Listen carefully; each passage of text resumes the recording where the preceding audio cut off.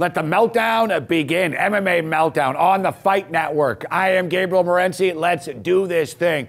We're kicking it old school this evening with a man that has been joining us for many years and a man who's been covering the UFC for many years. The one and only Scotty Farel from Ferrall on the Bench, now on CBS Sports Radio, will join us as Farrell's been all over the UFC as of late and will be attending the Super Bowl weekend card in New Jersey. And I guess it's fitting that the UFC is in Jersey, considering the bully that is Chris Christie. Christie can referee these matches. Step aside, McCarthy. Christie's in the house. Joey Odessa also in the house with us this evening. We'll crunch some numbers, all that and more. We got some kick-ass videos of the week. MMA Meltdown on the Fight Network continues.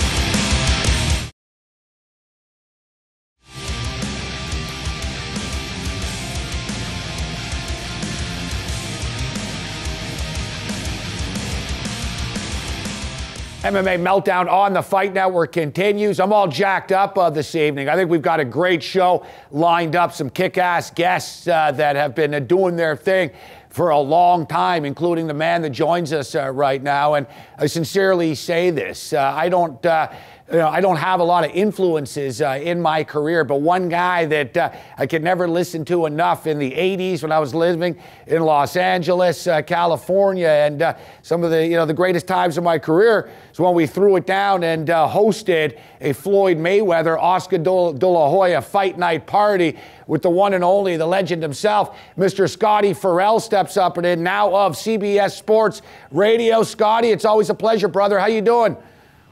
Morency, my man, I was talking about you with a guy about doing your show today, and he was like, well, what was he like? I said, listen, it was all crazy, and when I went to Toronto, it got even crazier. All I remember was walking through a park naked at like 4 in the morning and drinking a lot of JMO, and I think we broke into a pizza parlor.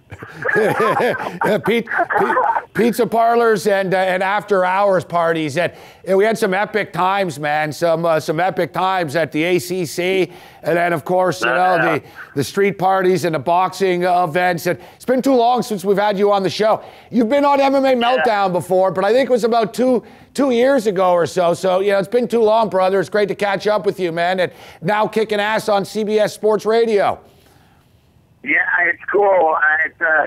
It's a really big gig, Morency. I'm lucky they brought me back. I mean, I did it the first time in the 90s in Lipstick City in L.A., and I never thought they'd bring me back, of all people. I mean, I had plenty of problems with them.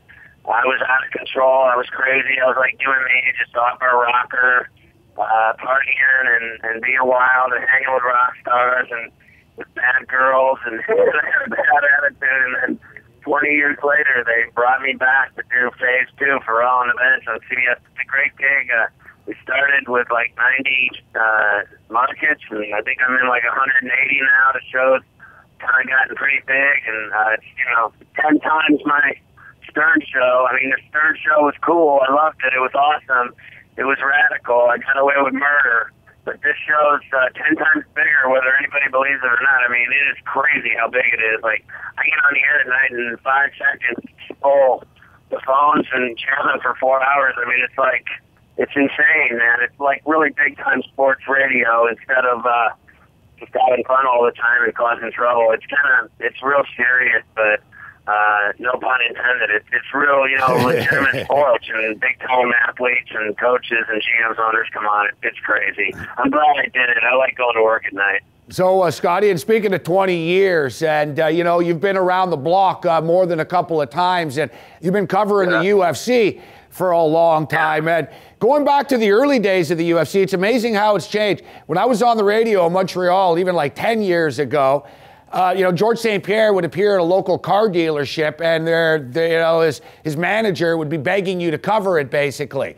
And, fast forward to, GSP becoming a mega star. And similar to you with the UFC as a whole, they used to fly you in. You used to do your radio show from Vegas and, you know, from Atlantic City, wherever the events were, and the arenas weren't sold out, and it wasn't the hot thing at the time. Did you think at the time that when they were saying this sport's going to be as big as it ended up being, did you think that it actually would grow, or do you think that it was going to stay in that sort of niche market that it was in the early days? That's a great question, Gabe. I think that when I first got involved with the UFC, I was like, you know, this is badass. This is pretty cool. I think it's going to catch on. I think people are going to like this. It's very violent. And, you know, I'm a big fan of two things in life, and it's hockey and guys beating each other up. And I was always huge on boxing, and you know that. And so I go to this UFC thing for the first time ever, and they wanted me to, you know, spread the word with my big mouth. And I go and went to the first event ever, and I was like, oh, my God, this is awesome. And I'm watching these two dudes in a cage, you know, pummel each other and kick each other in the face and knee each other and elbows and blood and you name it. And I was like, this is badass. And then I never, you know, I guess I didn't doubt it. I went to like maybe, I don't know, let's say the first 5 events, and each time I went, it got bigger and bigger and bigger. And I was like, this is exploding.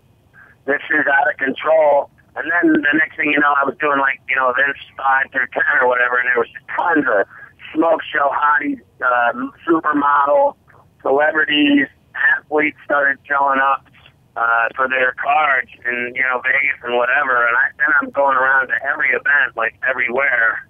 You name it, in every city, everywhere I went to all of them. They had me go to every one. So I went on for a while. I guess I knew then that it was going to never stop. It was only getting bigger.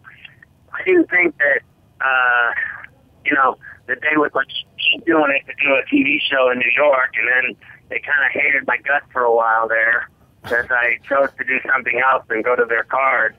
I mean, I did that for money. As you know, I'm greedy, so I did for money, and I didn't go to their events, and they kind of blackballed me. Fast forward, you know, like 6 years to today, I guess I'm in good graces with them. I have all the fighters on the show. Like, I have Josh Thompson on tomorrow. I've had every single fighter. I even had Dallas on the other night, and I didn't really know him.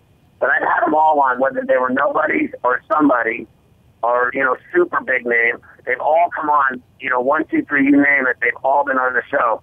So the UFC has supplied me with tons of the fighters. I don't think it's that big of a deal to a lot of people that I get them all. But the fact is that after I got basically, you know, blackballed by them after I stopped going to their cards and doing their events, that for me to get it all back is cool. Like, I'm going to the card at The Rock, and next Saturday night, a week from this Saturday, the night before the Super Bowl, to see my buddy Uriah, Don't Call Me Mother, Ferrall and Heath Saber fight Ferrall, and I'm sitting front row, so I must be doing something right. I'm glad I'm going. It's been a long time since I went to a card, and I'm stoked to go watch people get kicked in the face. So, you know, you've got the California Kid, one of your favorites, and, you know, I've interviewed pretty much everybody in the UFC over the years, and I tell you, the California Kid, you know, is one of those that stand out. And, you know, when you do thousands of interviews over the years or whatnot, you're going to forget even the guests that were on the show, but California Kid, genuinely just a cool dude, and funny as hell in real life, too. And I got him in a real social setting when he had a few, and he told a story about how he had both hands in a cast, and he's driving with his forearm, and he tries to open a Gatorade bottle while he's driving with his chin. So he's driving with his forearm, and he's got a Gatorade bottle, I know, with his chin, yeah. So he's got his chin, trying to open the Gatorade bottle, and he smacks someone.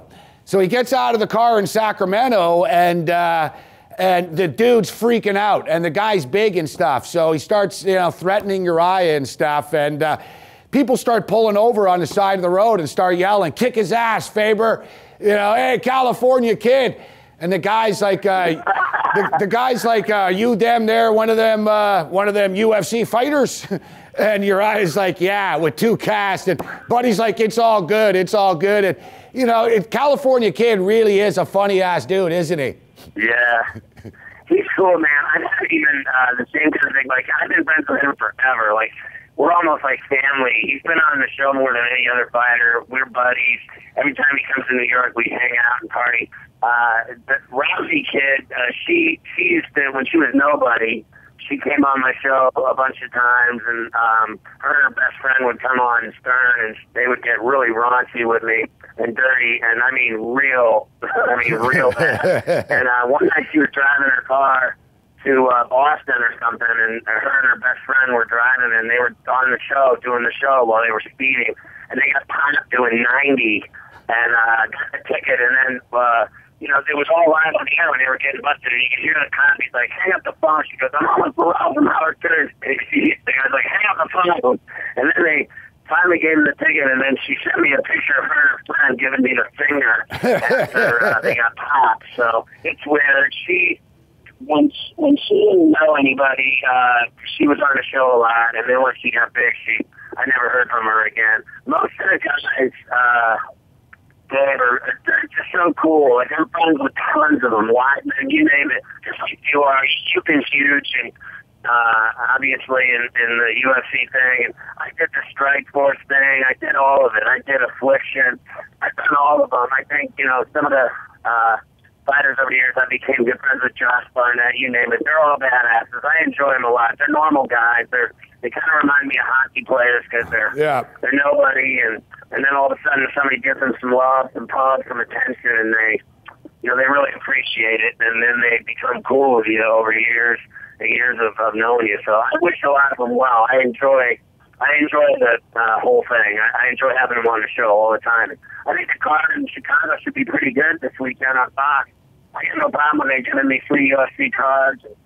Whatever I get to watch. As long as there's violence, I'm all in. Yeah, it should be Josh the Punk Thompson. And I love how he said, you know what, I had a crappy camp. I'm not going to lie about it. I didn't have a good camp. And as soon as he said that, money poured in on Benson Henderson. So you're going to the event.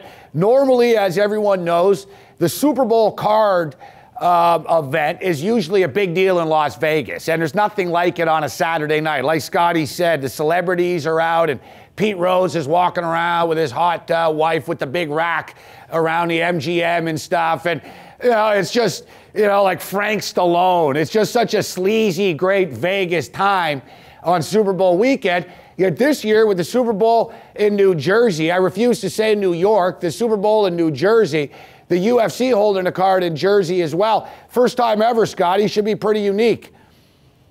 Yeah, I'm stoked to go. They've been to the Rock before. Morency, they've had fights there before. I mean, they're total. No, but I'm talking Super Bowl weekend. Yeah, it's amazing to me that they still aren't fighting at the Garden. I think that's such a joke. The people in New York, I think even Como knows that he wants it and the money that they can make off of it. I think it's inevitable, but we've been saying that for the last 3 years or so, that it's inevitable. Even when he got in office, that it would be inevitable. It's just an absolute mystery.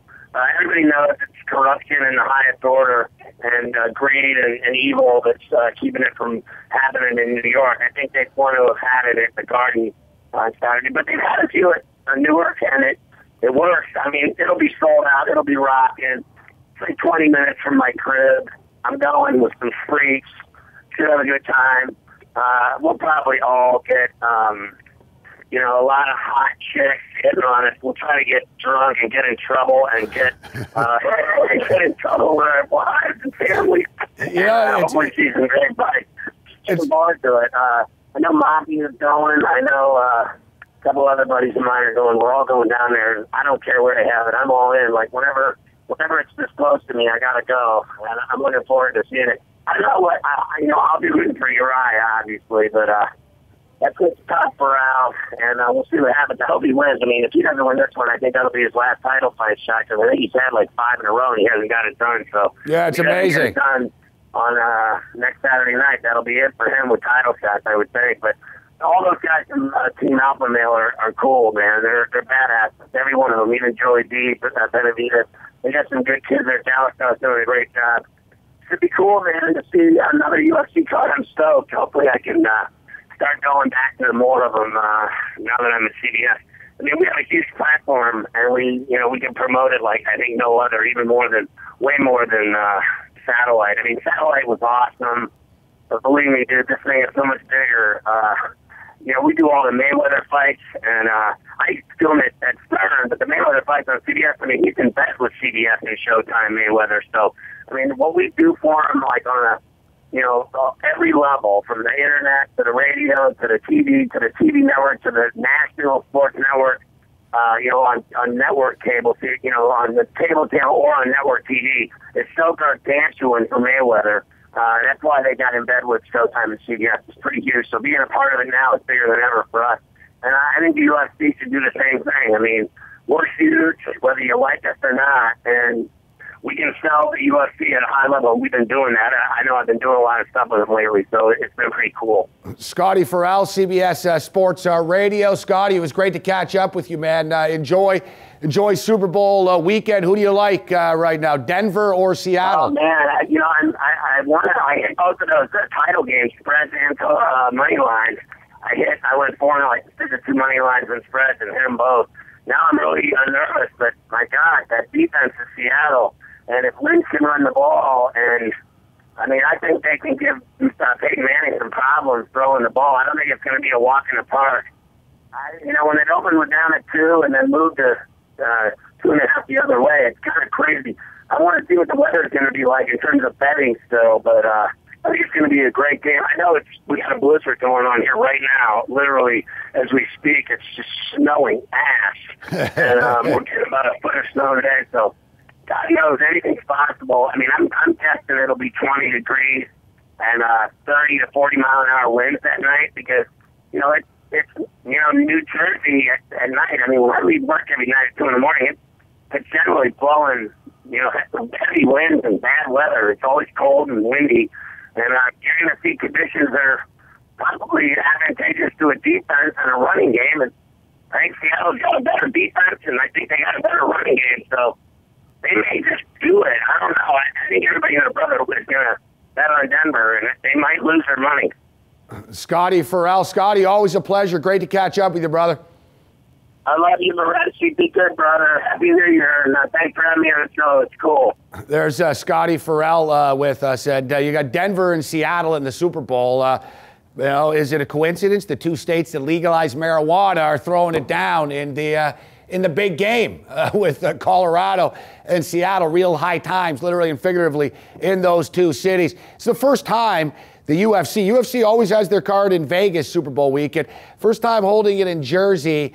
And, you know, as I stated before, it's supposed to be on free TV, but it's been changed to a pay-per-view, obviously. And as far as Faber is concerned, Faber beats everybody except the champion. And I don't think this time's going to be any different. We'll crunch the numbers a little bit later on with Joey Odessa. MMA Meltdown on the Fight Network continues.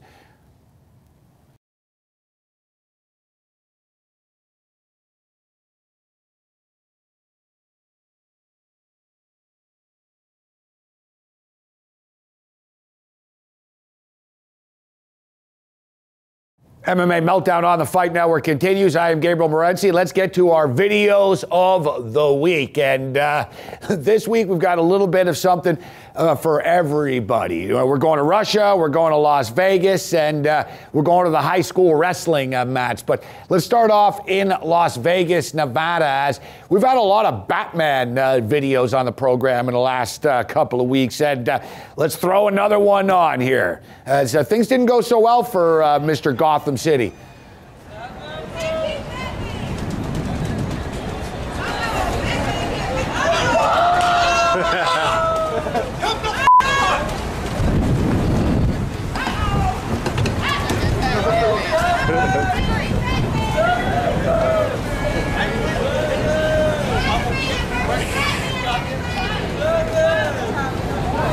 Is it serious? Yeah. Oh, he got too. He hit him in his chest. The guy in the white shirt hit him in his chest.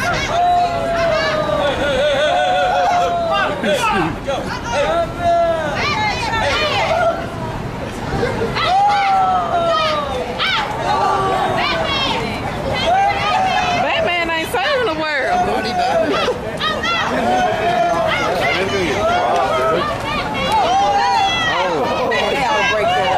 Somebody break it up. I ain't doing it. Oh.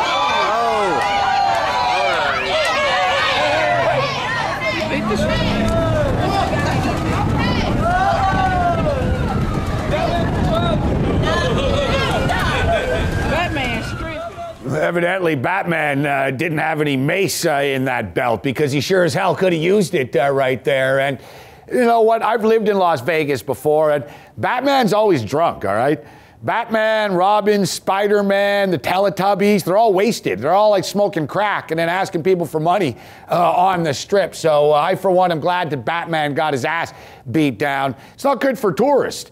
Tourists come to Vegas and get harassed by drunk guys in Batman costumes. So good to see Batman take a couple of shots to the head there. All right, the Olympics are around the corner and everybody's freaking out. Ooh, what about security? What about security? Yeah, like there's no one in Russia that can handle security. I'll tell you what, you want security? I'll hire these 40 guys. Or actually, you know what? Forget about the 40 guys. I'll just take the guys in the skins. Forget the shirts.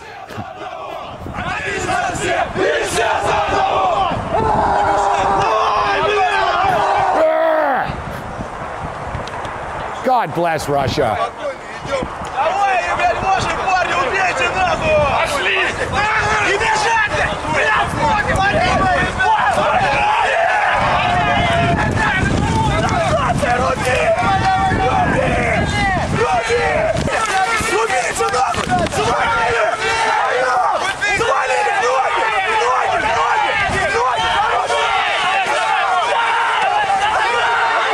As you'll notice, the guys in the shirts aren't doing too well.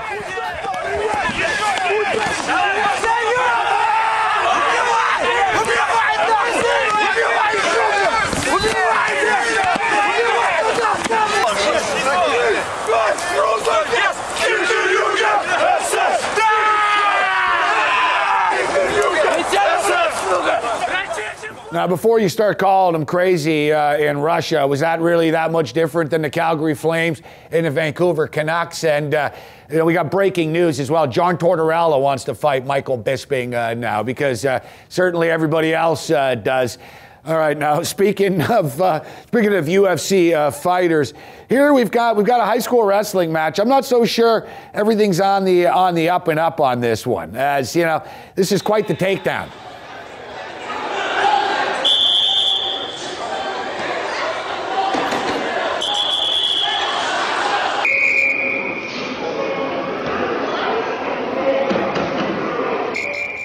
I haven't seen such a fixed fight since Chael Sonnen and Rashad Evans. Oh, all right. Speaking of fixed fights, Joey never likes the term fixed fights. He just says, you know, sometimes things happen. Joey Odessa will crunch some numbers. MMA Meltdown continues.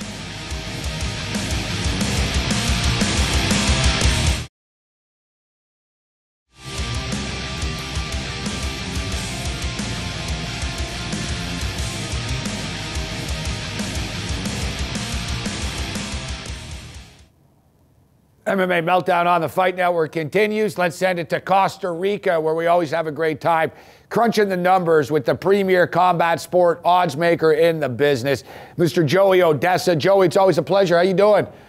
What's happening tonight, G? We're doing all right, Joey. We're doing all right. It seems like forever since I've spoken to you. You know, there was an earthquake in Costa Rica late last week. Your phone lines got knocked down, and I tell you what, there was a lot that went on over the weekend. We had the Maximum Fighting on Friday night, World Series of Fighting, Pascal Butte.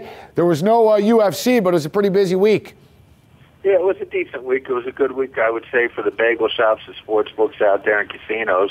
You know, a lot of the moves didn't hold up, which were good. I mean, the favorites did, but you know, the steam late just didn't seem to hold up too well. And now Bellator is in full throttle in their announcement mode here. Joey had, you know, a friend of yours, King Mo, back in the tournament. Rampage Jackson in the tournament as well. And, you know, they announced that Chandler and Alvarez will be the pay-per-view coming up this spring. I imagine, you know, if they want King Mo to win, to take on Rampage and throw them on that pay-per-view. Yeah, I mean, I think Mo's got the tougher draw against the Russian kid, but, you know, Curran not being in the tournament just kind of rubs me wrong, and it just, you know, it's so inconsistent that as much as I anticipate Mo fighting Jackson, you know, I think it would be a decent fight. I don't know. I just, it's an odd, you know, odd matchups. They put them both in the tournament. I imagine they have to give these guys better compensation than just winning the tournament for 100, because both of them are worth that name alone. Well, I would say Rampage is. I think it's safe to say right now, King Mo's stock has dropped a bit here, Joey. His stock has dropped a bit, and he needs to go on a run to really redeem himself here. I think anything short of actually, plowing through the tournament, beating Rampage Jackson, and then winning the belt would be a major disappointment. Yeah, I mean, Mo's had some hiccups. He's had some injuries, but you got to remember now, Mo, we're going back some years here, but 3 years ago, Mo, he beat Musasi, and he beat Musasi by wrestling. And, Mo's he studies the art of boxing, and he studies his stand-up, but at the same time, you stick to what you know. Coach Jackson at Iowa State said the same thing. I'm the last person to critique anybody's fighting, because I'm not a fighter. But, Mo's a good enough wrestler to beat most guys on his wrestling alone. Now, whether his injuries have mounted and, he doesn't have the same flexibility and mobility as the past, I don't know. Jackson, obviously, I mean, every time Jackson, retires and comes back or goes to a different organization, it's supposed to be the new Jackson, but his Lambo ends up sitting outside the doctor's office every other week getting his knees worked on, so you figure it out. I mean, both these guys are smart guys, decent businessmen, so I'm sure that they're getting, compensated for it. And, Chandler Alvarez is it's worthy of a pay-per-view. It's just unfortunate that it's not in a different organization where I would just have a little bit more confidence on the entire card and the judging and the venue and so on and so forth. Well, you mentioned Curran in the tournament. So Curran gets the title shot once again. And, that's the problem. But it's also a problem in the UFC in which there's double standards. Some guys are punished for losses. Some guys are punished for drug use. Other guys are rewarded for it. And in Bellator, clearly a double standard with Curran getting a shot. I mean, Jay Hiron wanted the shot against Ben Askren again and didn't get it. I know you're not a big fan of the tournament format because of injuries and it never really plays itself out properly. You think Bellator would be better off just scrapping the tournament format? Well, I liked the Bellator or the tournament format when it was in Japan, because they would announce the matchups late, sometimes the week of the event, which was fine. I could deal with that, putting numbers up. But at least you knew everybody was healthy. You didn't have a bunch of cancellations. And there was more than one fight in one night, and they had alternates in there. So, the dynamic worked. With Bellator, these tournaments, okay, they're tournaments, but they're no different than, say, a wall chart where, look, if this guy beats this guy and this guy beats this guy, they'll fight off and then eliminate her for a title bout. I mean, boxing doesn't have tournaments all the time. It looks good on paper. It draws attention because you know who's in the hunt without having a guy like, I guess hypothetically, somebody like Condit come out of the blue and win and get title shots, deserving title shots. But at the same time, these tournaments sometimes, what's it really... the matchups would have done just as good, and then you put Mo in there against Rampage. Why make them win a tournament? I don't know. It's probably cost-effective. If you can get these guys to fight cheaper, in the 8-man bracket, Jackson and Mo, if I'm not mistaken, are only a 4-man bracket? They're in the semifinals already? Yeah, exactly. So, but that's what it comes down to here, though, Joey. Really, the UFC, they have their bracket. We just don't see it, right? They have a bracket they have a bracket in their head office. This guy's going to beat this guy, and that guy will beat this guy, and then that guy will get a title shot. So it's just, really, as you stated, I understand why Bellator does it, just to sort of be different, but you're not being different than if for certain guys that have the reputation of being the company guy like Curran gets the title shot right away again. Make him go through the tournament. Just to go back and look at the heavyweight division of Bellator. I mean, after the first round, I would have liked to have been able to put it in some different guys for contention. I didn't want to see, was it Prindle and Santos in the final a couple of times? And I mean, that's where you say, geez, these guys, kind of stunk it up out there. Let's go get, let's maybe get some new talent. I mean, with all due respect to this Russian kid that's fighting on the undercard of this UFC this week, this Capone, he goes by the, Nikita Krylov. He looked horrible in his debut against Soa, the Australian fighter, or New Zealand, or wherever he's from over there. I mean, he was from hunger. Second round, he could barely keep, he could barely stand up. It was one of the worst fights ever. That's probably why he's fighting Walt Harris on this pay-per-view. On the Fox card on, Fox 10 card against Walt Harris on the preliminary fight, the very first fight of the night. Now, this, maybe he looked bad in his last showing. And, if you remember, right, since we're on Bellator and Russians, Shlemenko out the gate, remember we had watched like 16, we watched all Shlemenko's fights over in Russia, and he looked like a world beater.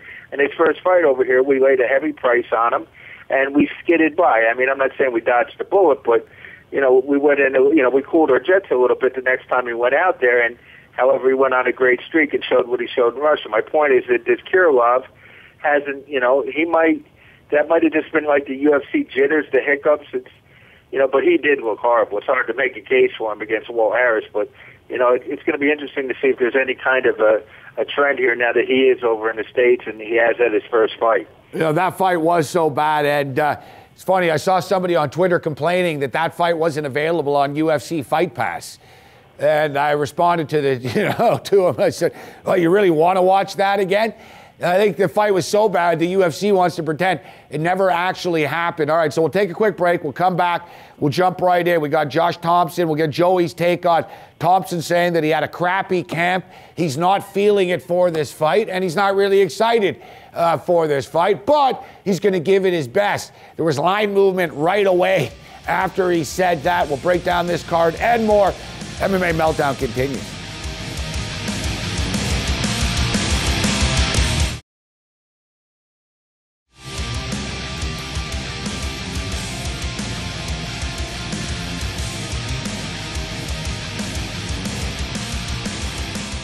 MMA Meltdown on the Fight Network continues, as does our conversation with the premier combat sport odds maker in the business, Joey Odessa in Costa Rica. All right, Joey, let's get right down to business here as far as the UFC on Fox is concerned. We got Josh Thompson taking on Benson Henderson, and Thompson made headlines in the MMA world earlier this week when he came out and said, I had a horrible camp.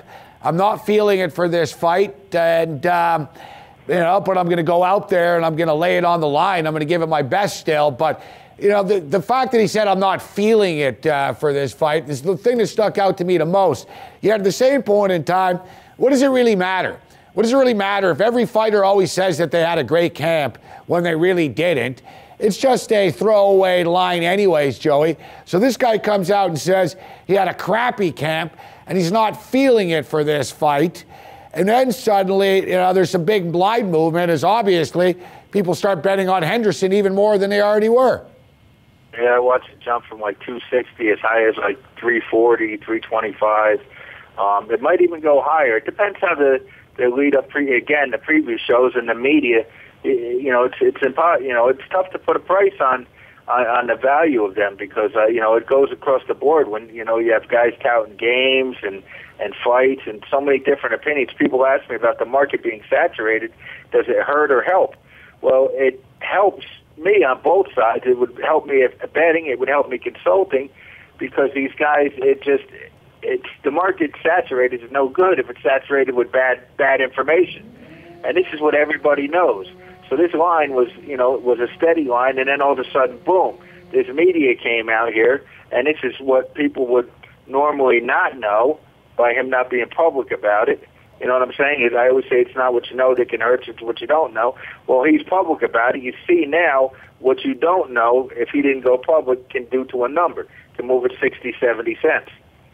But I wonder, what does having a good camp actually mean? I mean, I'm sure there's been guys that have had crappy camps in their mind and said they had a great camp and then had a great performance. Or you could have a great camp, go in there and get knocked out in 14 seconds. Guys, it happens all the time. I mean, we talk about gym fighters. There's world beaters in the gym. Yeah. Was it Mike Pyle? Everybody said, I think it was Mike Pyle. They said he's one of the best. I hope Mike Ricci. Mike Ricci. Mike Ricci, you hear great things all the time. It doesn't translate into wins, though. He'll be fighting Gabriel and the TFC, I think it is, coming up in late February, just for an update on him. So he might make his way back at some point into the UFC, although, Gabriel is no world beater either. Joey Odessa with us. So Thompson says he didn't have a great camp. You know, Thompson was real impressive. And another one of these guys, Joey, that you've been highlighting, that you and I have been talking about for the last year or so, the veterans that have been around the block, that have had their tribulations and, you know, sort of seen the end of the road for their career, yet have decided to take, the fork in the road. They decided to take the other way and rack up a couple of wins on the way out and try to make some money. Thompson, one of these guys that, you know, his win against Diaz was just so incredibly impressive. We never see Diaz get beat up like that. So it's hard to discount Thompson. Yet Diaz isn't Ben Henderson. And, you know, the style of fighter that Thompson is, just attacking Henderson, is that going to work in a main event for 25 minutes, Joey? Yeah, it's a good fight. I mean, I like Henderson. I thought Henderson was one of the best fighters out there for the longest time. I mean, we joked about, you know, this guy's got like an extra breathing tube. I've seen him get out of some of the most dangerous, you know what I mean, some out of things that were just uncanny where I'm like, wow, that's it, he's going to tap. I mean, you know, his last bout, you know, hindsight, he fell short, you know, but I tell you what, I think Henderson wins this fight. You know, I'm not saying run out and lay double fisted. Thompson might not have a lot to lose, but he's got that veteran mentality that a lot of these guys get. I mean, we could go down the list, and, you know, previous to this, you saw Henderson that did it, you know what I mean? He went for, not the other Henderson, Dan Henderson went for the money, you know what I mean? And now he's in a position where he's just got to, you know, now it's a business for him. It's all about money. And you have guys like Robbie Lawler, Vitor Belfort, Carlos Condit, Pat Healy, guys that have excelled later in their careers. And that Thompson, I mean, he's been successful, but he's got so many injuries. And when it becomes not about being a celebrity or not being a UFC fighter, it becomes about fighting. I think that's, you know, a real important dynamic with a lot of these guys, and especially a guy like Thompson. You know, you're going to get the best of Thompson that he's got to offer out there, because it's not about the celebrity. It's about winning fights and making that money and making, you know, maybe not making those bonuses, because, you know, here's a guy who fights to win. He's not fighting for, you know, again, he's not fighting for to be the, you know, the fan favorite, or I really don't know how to explain it. He's not fighting for the celebrity of it, or just to be prosperous, you know what I mean? He's not in competition just for well-being and saying, hey, good job, champ, you know what I mean? He's in it for the money now. It's a business, and he understands that. He's matured. Joey, we got Miocic and Gonzaga. And you look at the heavyweight division, Kane's hurt right now. JDS, you know, had his opportunity and really isn't next in line. You got Verdum. And, of course, you know, Travis Brown. Everybody's talking about Travis Brown right now, and Brown keeps winning. Brown keeps being the underdog, and he keeps upsetting the other fighter. Yet, so there's an opportunity in the heavyweight division right now. Dana White has said this. He said all these fights are big fights for these heavyweights. You know, they need guys at the top, and we all know the heavyweights make some nice change when they fight, Joey. So this is a big fight right now. Miocic was kind of hyped more than Travis Brown was. And, you know, Miocic wants to get a couple of wins so he gets in that conversation. And, you know, so Miocic, it's hard to get a read on this guy. How good is he actually? You know, the loss to Struve, you know, win with Nelson. What do you make of this guy? And what do you make of him being, basically a 3-1 favorite against Gonzaga? You know, throw the number out the window. I think this fight is a winnable fight for Gonzaga. You know, listen, people love Stipe. You know, he's got a lot of support from Ohio and whatnot. But he beat Roy Nelson, and about that, you know, a lot of people thought he'd beat him. A lot of people thought he wouldn't beat him. Roy took a big risk taking that fight to get a better contract. But you got to remember, this is the same Stipe that lost to Stefan Struve. Prior to that, he beat who? Shane Del Rosario. You know, he beat Shane Del Rosario, Philip DeFries, Joey Beltran. And prior to that, he was on smaller Ohio cards. He wrestled for Cleveland State. He wasn't a world beater at Cleveland State. I would say maybe his best asset is probably his stand-up. And they brought him in there prepared, you know, in my opinion, for Roy Nelson, you know, because this was a big bout. This was, you know, Roy's negotiating card. Yeah, it was. And he took a gamble and he lost. So Stipe's riding high off of that. But now he's in there against Gonzaga. Now, you want to look at Gonzaga. I mean, I'm not saying Gonzaga was a world beater either, but he did beat Rothwell. Brown, I mean, we find out that you can't shoot in on Brown. You got to body lock him, or else you're going to just eat a ton of elbows. He wiped up, you know, Dave Herman, who people actually thought Dave Herman was something special. and he beat, he knocked out Jordan. I don't know. I think that Gonzaga is, Gonzaga's got what? He's got almost double the amount of fights or more than double the amount of fights that Stipe's got. He's only 34. Stipe like 31 or something like that? I don't think Stipe's that old. But I like Gonzaga here. I'm not going to go lay 3-1 on Stipe. He just beat Roy Nelson. Now, I'm not taking anything away from Roy, but Roy got beat up pretty good on the feet by Mir coming off the Dos Santos loss. I mean, it probably looked more impressive because Junior didn't stop him. But at the same time, it's I gotta like Gonzaga here. I'm not going to lay 3-1 on Stipe. I just won't do it. All right, Joey. So our back's against the wall as far as the clock is concerned. But what about Elkins and Stevens? Seems like a lot of people like Elkins. It seems like Elkins is heavily bet on all the time, and kind of like Gonzaga, whose stock used to be very high. Jeremy Stevens' stock was pretty high, and now Stevens sort of viewed just sort of as that journeyman type of fighter, Joey. Yet, here we got him in a different weight class. We see Stevens at $145. I think it's a perfect weight for him, actually. He's a little small for 155. Yeah, I mean, he is younger than Elkins. Couple of years younger, but I mean, Elkins got 20. Elkins is 17-3, and his losses. I mean, look, he lost to Chad Mendes. Who doesn't lose to Chad Mendes? And he lost to Oliveira and Mendes. But his wins are against good guys. Hayoki's pretty good, but is Elkins one of these guys that beats the average guys, but doesn't beat the upper tier guys? But is Jeremy Stevens an upper tier guy in your opinion? Like, who do you like in this fight?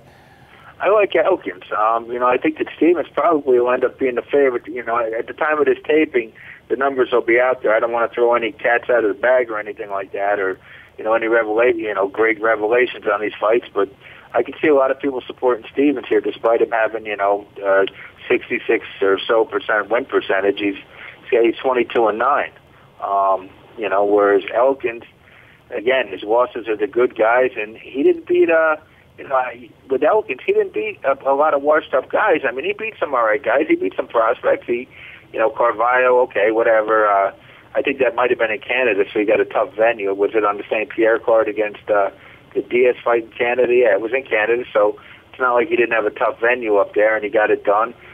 Seiler, he beat that Diego Brandeo. Yep. Who a lot of people had. Who he beat? He beat Zhang, who we had big Chinese hopes on.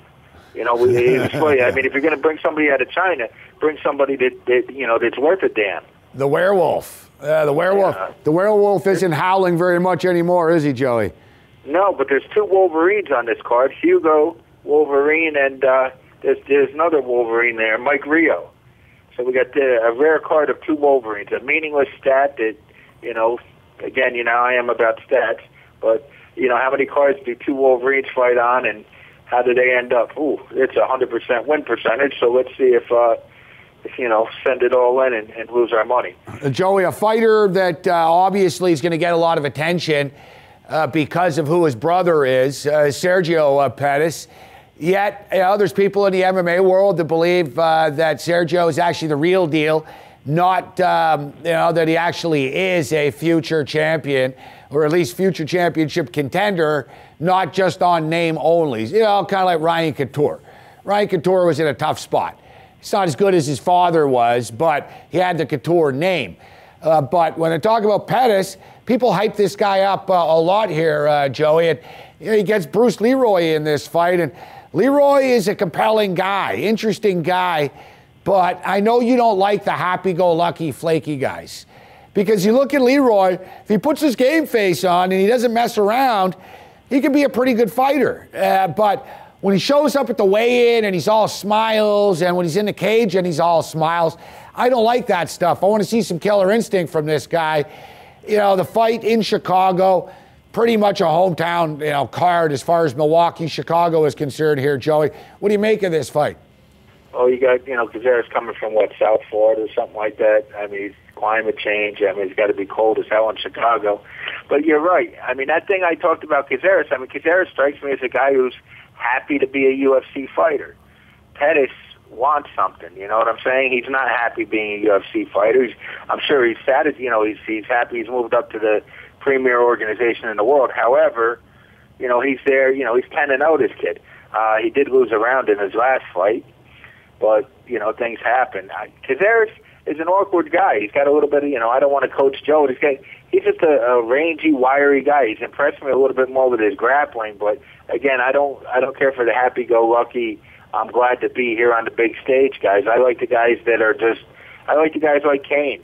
I like the guys like, like Thompson that are not happy to be on the big stage. Well, they're happy and they have gratitude for being on the big stage, but they have that animal instinct where, we need to get, they always want more. Yeah, they always want more. All right, so Joey, our back's against the wall here. We got to wrap it up. But as I state every week to remind people, SiriusXM channel 167 Tuesday nights at 10 o'clock. We follow the Fight Network's Corey Erdman that talks boxing from 9 to 10 Eastern, and then MMA Meltdown Radio, where we hit all the prelim fights and the entire cards on SiriusXM channel 167, presented by the Fight Network.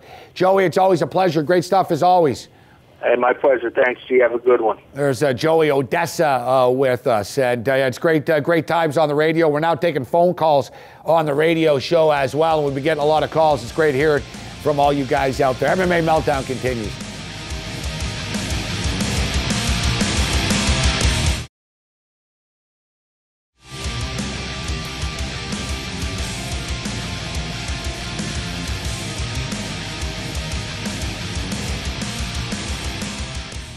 All right, our back's against the wall as far as the clock is concerned. Thanks to Scotty Farel. Great catching up with Ferrall. Check him out on CBS Sports Radio. Thanks to Joey Odessa for joining us. Unfortunately, we had another guest that was slotted, but there was a late cancellation. Hey, that stuff happens in this business. That's why I never, ever, ever, ever, ever want to be a freaking promoter.